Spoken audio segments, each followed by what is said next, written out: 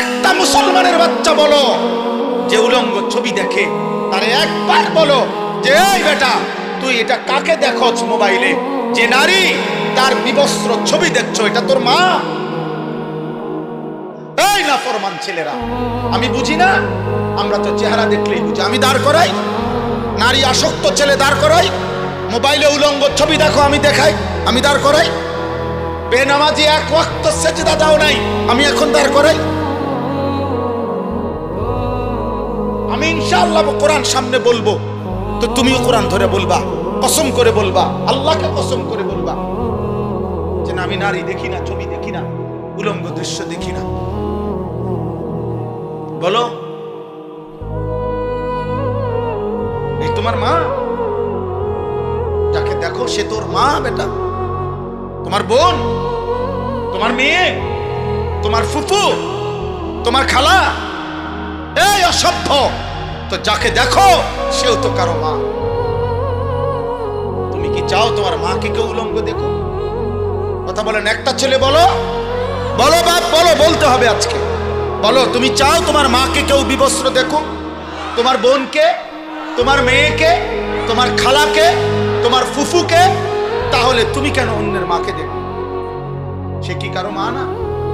সে কারো বোন না? সে কারো মেয়ে না? সে কারো খালা না? সে কারো ফুফু না?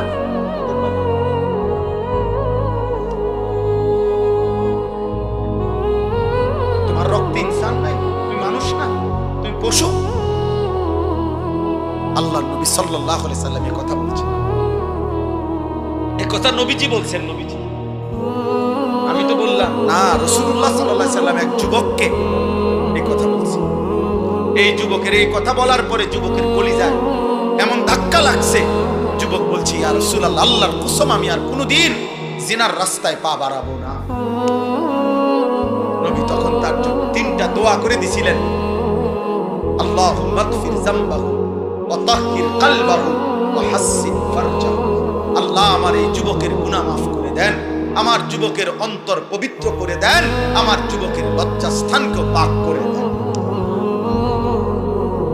আজ দোয়া করলাম, যদি কোনো যুবক সিদ্ধান্ত নাও এই মাহফিলে বসে আমি আর নারী দেখবো না, ছবি দেখবো না, উলঙ্গ, আব্বা চাহিদা পূরণ হবে তো। তোমার বাবা দাদা পূর্বপুরুষ বিবাহের মাধ্যমে এইভাবে আসছে, তুমি এক বিবাহিত মায়ের সন্তান। আরে বেটা, তোমরা যারা অস্থির ছবি আর নারী উলঙ্গ নাচ গান দেখো, তো তুমি তার থেকে কি চাও? সুযোগ পাইলে তুমি তা করতা, এই তো। তাহলে সুযোগ পাইলে জিনা করতা। এই নারী যদি তোমার কাছে একাকিত্বে আসতো তো কি করতা? ব্যভিচার করতা তার সাথে। তাহলে ব্যভিচারের কারণে যদি সন্তান হতো, তার পরিচয় কি? অথচ তুমি তো এক পবিত্র মা বাবা, স্বামী স্ত্রীর ইসলামের হুকুমে, আল্লাহর হুকুমে এক মা বাবা, এক নারী পুরুষ একত্রিত হওয়ার বরকতে তুমি পৃথিবীতে আসছো।